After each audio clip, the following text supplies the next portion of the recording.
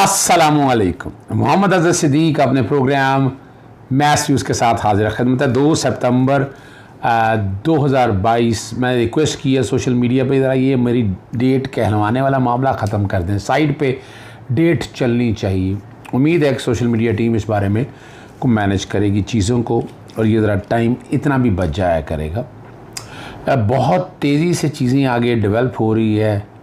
एक बताता चलूँ, बहुत ही बड़े लेवल के ऊपर एक सुलह की कोशिश हुई बड़ों में, और जो मामलात चल रहे थे हमारे, चले मैं बता देता हूँ, अदालती मामलात के कॉन्टेक्स्ट में सुना है कि काफ़ी बेहतरीन और अच्छा है, वर्किंग रिलेशनशिप ये होने चाहिए, और किसी इस तरह का इंप्रेशन कोई नहीं आना चाहिए। कुछ सियासी जमात, आपको पता है पाकिस्तान बार काउंसिल का जो कंट्रोवर्शियल रोल है, या सुप्रीम कोर्ट बार एसोसिएशन इस दौर में जो कंट्रोवर्शियल रोल प्ले किया है, ये कभी भी, और आने वाले इलेक्शन इस बात का सबूत होंगे कि वकला बरादरी ऐसे लोगों को नहीं पसंद करती जो सियासी एजेंडे पर चलते हैं, और सियासी भी एजेंडे पर चलने वाले लोगों को रिजेक्ट करती है। और उम्मीद है कि यहाँ सुप्रीम कोर्ट में जो जजेस तैनाती हैं वो प्रोसेस भी ज़रा स्मूथ हो जाएगा, और इंशाअल्लाह इंसाफ जो है अवाम की दहलीज पर आपको नज़र आएगा। इस महीने में बहुत सी चीज़ें आपको नज़र आएंगी जो किसी फाइनलिटी की तरफ जा रही हैं, कुछ सेटलमेंट की तरफ जा रही हैं, और ख़बर तो यही है कि इम्पोर्टेड गवर्नमेंट आखिर ऑपरेशन रजीम चेंज के बाद आई है, इतनी आसानी से कैसे वो हिल जाएंगे अपनी जगह पर। और वो bagger are the best chooser, मैं मजाकन ये लफ्ज़ कह रहा हूँ कि जो भीख मांग के आए हो ना हुकूमत में, और जब पता हो कि बड़े बाप जो हैं उनकी बातें माननी है, उनका एजेंडा लेकर चलना है, तो फिर क्या ज़रूरत है, आप तो बैठे रहेंगे आराम से ना, आप उनका काम करते रहें, बाकी सब ठीक है। इमरान खान साहब बहरहाल बड़ी तेज़ी से अपनी जो शोहरत है ना, वो वहाँ पर पहुँच रहे हैं कि जहाँ बड़ा कम रह जाएगा इन चीज़ों के बारे में। इमरान खान साहब बहुत, अल्लाह ताला उन्हें ख़ास तौर पर करम नवाजी है। सरगोदा में बार एसोसिएशन ने, वकला ने जिस तरह इस्तकबाल किया वो आप लोगों के सामने। चीफ जस्टिस अतर मिनल्ला साहब के बारे में एक बड़ी नेगेटिव कैंपेन चल रही है। देखिए, मुझे भी बड़े एतराज़ात रहे।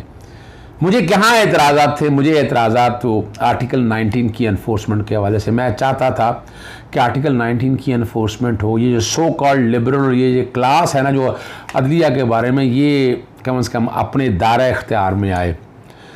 अब चीफ जस्टिस अतर मिनल्ला साहब ने कहा क्या ऐसा, वो मैं कह रहा हूँ कि भाई वो सीधी सी बात है, भाई वो हथ के इज्जत का केस है, तो इन्हें का केस नहीं है। क्यों जबरदस्ती आप लगे हुए हैं सारे मामले के अंदर बैठकर।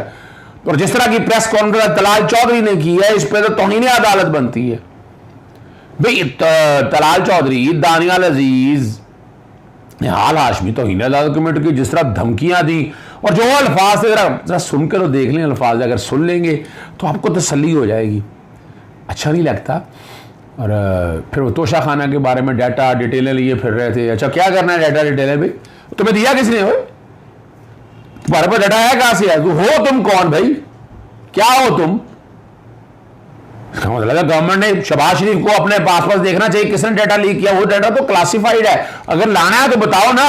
नवाज शरीफ क्या लेता रहा, आसिफ अली जरदारी ने तोशा खाना में क्या कुछ किया है, जो कानून था। और अगर मिसाल के तौर पर तोशा खाना में अगर गड़बड़ की है तो तुम्हें रोका था किसी ने नैब में दरखास्त देने के लिए, नैब में वो कर लेते तुम लोग। आवाम को इस तरह बेवकूफ मत बनाएं और झूठ बोलना बंद करें आप। इसी तरह उस प्रेस कॉन्फ्रेंस में जो बातें उन्होंने की, अरे चले मैंने इसका जवाब जो है ट्विटर पे मैंने वो शेयर किया, मैंने क्या दिया है जरा सुन लीजिएगा। मुझे बड़ा दुख और अफसोस होता है कि इतना कुछ झूठ टीवी चैनल्स पे बोला जाता है। अभी तलाल चौधरी ने जो प्रेस कॉन्फ्रेंस की है, ना सिर्फ वो तौहीन अदालत है, बल्कि तोशा खाना की अगर कोई डिटेल्स थी जो मैं भी मांग रहा हूं या मेरे दफ्तर के हवाले से बाकी लोगों को तो तफसीलात मिली नहीं, इसको किस कैपेसिटी में दे दी है। और ये जिस तरह की इंफॉर्मेशन है सारी पब्लिक करें आवाम के सामने। अब आज जिस किसी ने भी इसको इंफॉर्मेशन ये दी है, किस बुनियाद पर इंफॉर्मेशन इसको फराहम की है तलाल चौधरी को, मुतल्लिका महकमे के खिलाफ असूली तौर पर कानूनी कार्रवाई बनती है। कोई बाकी डाटा सारा मांग रहे हैं। हमारे दोस्त कई ने बाकायदा अपीलें फाइल की हुई है, उनको डाटा फराहम नहीं किया जा रहा, तो इसको डाटा कहां से दे दिया गया, किस तरह एक्सेस दे दिया गया इस तरह झूठ बोल के। और ये तलाल चौधरी साहब, आपने कंटेम्प्ट कमिट की है, किसने कहा कंटेम्प्ट नहीं की है? आप लोगों ने जिस तरह दादरिया को मिलाइन किया है, वो अल्फाज याद करें, नहीं याद तो किसी दिन घर बैठ के ना वो उसकी या अपना जिन टीवी चैनलों ने दिखाई उन्होंने कहा आपके अल्फाज दिखा दें आपको निहाल हाशमी का, और किसने कहा है कि ज्यादती हुई है? आप लोगों ने मजाक बनाया हुआ था, इस निजाम का सारा सत्यानाश किया था आप लोगों ने, एडमिनिस्ट्रेशन ऑफ जस्टिस की जिस तरह आपने तबाही की। और यानी किस बुनियाद पर आप कहते हैं कि तनख्वाह ना लेने को? भाई वो मिस डिक्लेरेशन है, यह भी तौहीन अदालत है। मियां नवाज शरीफ की पिटीशन के बाद रिव्यू भी डिस्पोज हो चुकी हुई है, और वो खाली तनख्वाह लेने का इशू नहीं है, मिस डिक्लेरेशन का इशू है। वो जो कंपनियां बनाई थी मनी लॉन्ड्रिंग करने के लिए, जरा कौम के सामने वो भी बता दें, जरा कौम के सामने ये भी बता दें कि एवन फील्ड और ये सारे जो फ्लैट लिए आपने किस तरह ली हैं। इस तरह कौम को मत गुमराह करें, और जो भी गुमराह कौम को गुमराह कर रहा है इस हवाले से मैं नवाज शरीफ, अपना शहबाज शरीफ साहब वजीर आजम है, आपकी छत्र छाया के नीचे सारा कुछ किया है, जो सारी इंफॉर्मेशन लीक हुई है तो सारी लीक करें और पर्चा दर्ज करें इसके खिलाफ, इनके खिलाफ सख्त कार्रवाई करें तलाल चौधरी। जी आपने वो सारी बात सुन ली, अब मैं ले चलता हूँ आपको इस्लामाबाद हाई कोर्ट में। सहाफ़ियों के मुतालिक PFU की दरख्वास्त की समाअत है, और रजिस्ट्रार ने नोट बना के दिया कि 3 काबिल एहतराम सहाफ़ियों से मुतालिक मुझे बताया कि मेरी मुलाकातें होती रही हैं। मुझे वो बातें काबिल एहतराम 3 सहाफ़ी बता रहे हैं जो मुझे भी पता नहीं है, और ये हकीकत है। मैं जनाब जस्टिस अतर मिल्ला साहब को बड़ी अच्छी तरह से जानता हूँ, और मैं इस बात को ख़ुद नेगेट करता हूँ।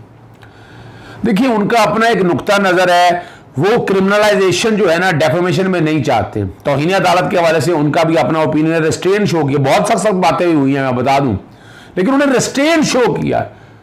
और इस्लामाबाद हाईकोर्ट कई मामला में बहुत बेहतर काम कर रही है। अगर कोई चीज़ है तो सामने आकर मुझे बताएं। और 3 साल में इस कोर्ट की स्ट्रेंथ तो यही तो है, कोई इन्फ्लुएंस नहीं कर सकता, और तनकीद अदालत पे इस तरह नहीं करनी। जो किसी ने कहना उस कोर्ट की ने आज़ादी दी हुई है, जिस चीज़ का मुझे इल्म नहीं, और अगर उनके इल्म है तो बड़ी खुशी की बात है, मुझे भी बताएं। इस अदालत ना किसी का अप्रोच होने की इजाज़त दी है, ना किसी से रब्ता किया। खुशी इस बात की है कि हर कोई कैंपेन चलाता, लेकिन स्पोर्ट पर असर नहीं होता, ये बात मैं मानता हूँ। मैंने कई मामलात में देखा है, कोई दबाव या प्रेशर नहीं लिया। आज चेयरमैन पैमरा को सामने ARY आप लोगों ने देख लिया, ARY में खुलना शुरू हो गया। वैसे तो कहीं कुछ डील की बातें कर रही हैं, डील की बातें हो रही हैं, पता नहीं क्या हो रही है, मुझे नहीं पता इस बात का, लेकिन पर ARY खुलना शुरू हो गया, और वक्त के साथ साथ सब कुछ जो है ना खुलकर सामने आ जाता है। साफ़ी अपने आप से पूछे जो कर रहे हैं क्या वो दुरुस्त है? अगर उनको कुछ पता है तो मुझे भी बता दें। कोर्ट हमेशा फैसलों से पहचानी जाती है, बयानी बनते हैं, जितना करना है कि अदालत ने वही करना है जो करती आ रही, लेकिन आप अपने आप से पूछें हम इस रियासत को किस तरफ लेके जा रहे हैं। बातों को छोड़े, क्या सहाफ़ियों को ये काम करना चाहिए? 2018 से लेकर अब तो जो होता रहा वो देख लें। ये कोर्ट आपको नहीं रोकेगी, जो कहना है कहते रहें। ये अदालत तौहीन कानून पर यकीन नहीं रखती है। अगर कोई गलत भी कह रहा है तो गलत कहने दे।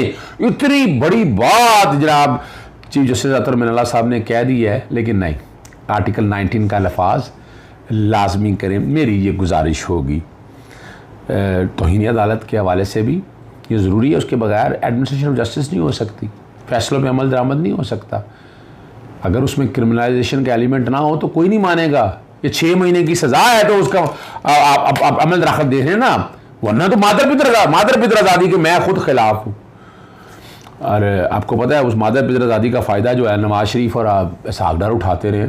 2019 में फ़ैसले में बैकग्राउंड पे फिर चला रहा हूँ, 2010 का फ़ैसला चला रहा हूँ कि जहाँ बैठकर कैमरा में बाकायदा एब्सकॉन्डर होने के नाते पाबंदियाँ लगी थी, लेकिन कमाल है जैसे इनकी हुकूमत आई है आकर जो इजाज़त दे दी है। किस बात की इजाज़त? कैमरा के अपने हैं। और मैंने ये दरख्वास्त मुतफ़रक़ दायर कर दी है लाहौर हाई कोर्ट में। जैसे शायद वहीद पीर वाले दिन जो मुझे बताया गया वो समाअत करेंगे। कैमरा के अपने ऑर्डर हैं, और लेकिन वो किस तरह दिखा सकते हैं? क्या कार्रवाई की अभी तक कोई नहीं है। मैंने बाकायदा ट्विटर पे भी इसकी शिकायत पैमरा के हवाले से बताई कि ये हो रहा है भाई, और अपने की अहकामात की वो खिलाफ वर्जी कर रहे हैं। अदालत इश्तिहारी और मफरूर मुलज़मान की कवरेज तकारीर पर पाबंदी के अहकामात अमल दरामद कराने का हुक्म दे। ये मेरी वो दरख्वास्त है जो लाहौर हाई कोर्ट में मैंने दायर कर दी है। लाहौर हाई कोर्ट में मनी लॉन्ड्रिंग के मतलब बड़ा अहम फैसला जारी हो गया। बग़ैर किसी वजह के गैर तलबी जो गैर कानूनी है 382 दरखास्तों पर जस्टिस शमस महमूद मिर्ज़ा ने फ़ैसला सुनाया। FBR के तलबी के नोटिस के खिलाफ दरखास्तें मंजूर की हैं। FBR की जानब से दर्ज मुकदमा जो है ना के ख़िलाफ़ ये दरखास्तें मुस्तरद हो गई हैं। अकाउंट्स की तफसीलात टैक्स रिटर्न में ज़ाहिर ना करना जुर्म नहीं। FBR को 2020 से कबल के केसेस में समाअत का इख्तियार नहीं है। 2020 के पहले की बात हो रही है। FBR का बराह रास्त नोटिस जारी करना ये खिलाफ कानून है। बहुत लैंडमार्क जजमेंट है, आप यहाँ से अंदाज़ा लगाते हैं। इस्लामाबाद हाई कोर्ट में और एक बड़ा एक अहम मामला है। कुछ Sindh high court supreme court की बातें अगर वक्त हो सका मैं अभी करूँगा, वरना सुबह के प्रोग्राम में देखिए वहाँ के मुतासरीन के अदम अदायगी का मसला है। चेयरमैन जो इस वक्त मौजूदा CDA चेयरमैन है कैप्टन रिटायर्ड मोहम्मद उस्मान 16 सितंबर को ज़ाती है। इनसे पहले का ये सारा काम है, लेकिन व्हाट अ सीजन्ड ऑफिसर, मुझे वो बहुत पसंद है। यहाँ लाहौर में बड़ा काम किया उन्होंने, जहाँ जहाँ वो रहे हैं बहुत कमाल के काम किया, ये मानना पड़ेगा उस्मान साहब ने। अदालतों में चीनी की फिक्सेशन के ऊपर बड़ी इतना काम किया और अदालतों के साथ बैठकर, और उनकी पॉजिटिव कोशिश रही है। सीधी अदालत को मुतमिन करने में नाकाम रही है। मुतासिरीन को तस्लीम शुदा मुआवज़ों की अदम अदायगी आइन के बुनियादी हकूक़, बिल्कुल सही कह रहे हैं, रियासत शहरियों को हकूक़ देने में नाकाम रही है। चेयरमैन CDA वजाहत करें कि मुतासिरीन को मुआवजे अभी तक क्यों नहीं दिए गए। हमारे बच्चे भी जवान हो गए, हम किधर जाएँ, अभी मुआवजा नहीं मिला। आपको पता है कितना बड़ा इशू है। इसको आप एक आम केस की तरह ले रहे हैं। इनकी ज़मीनें 40 साल पहले आपने ली थी। इस अदालत ने फैसला दिया कि इन मुतासिरीन को क्लेम दिए जाएँ, और 22,000 प्लॉट CDA ने चेयरमैन मेंबरों के नाम कर दिए, जिनमें से ज़मीनें छीनी, उनको कुछ नहीं दिया। क्या आप चाहते हैं कि हम चीज़ें चेयरमैन CDA के खिलाफ तौहीन अदालत की कार्रवाई करें? CDA आवाम को नहीं बल्कि किसी और की खिदमत में लगी हुई है। 16 सितंबर तक केस की समाअत मुलतवी कर दी है। और मैंने आपको बता दिया था जो है ना ये ख़ास तौर पर ARY की नशरियात के हवाले से FIM ममनुआ फंडिंग केस में असद कैसर को चौथा नोटिस जारी कर दिया। 5 सितंबर को तलब है। 2 बैंक अकाउंट सामने आए हैं, पर FIA ने तहकीकात का आगाज़ किया है। और FIA की जानिब से असद कैसर को 11 अगस्त, 18 अगस्त और 29 अगस्त को भी तलब किया गया था। ये नोटिस इसमें बात उन्होंने की है। सुप्रीम कोर्ट ने इमरान खान, फवाद चौधरी, शीरी वज़ारी के रियासती इदारों के खिलाफ तकरीर रोकने के लिए दरख्वास्त समाअत के लिए मुकर्रर कर दी है।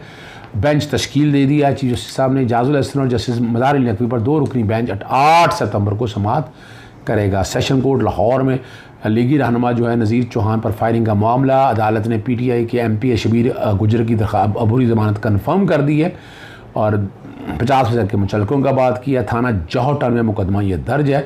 गिरफ्तारी के हवाले से उन्होंने अबूरी ज़मानत हासिल की थी।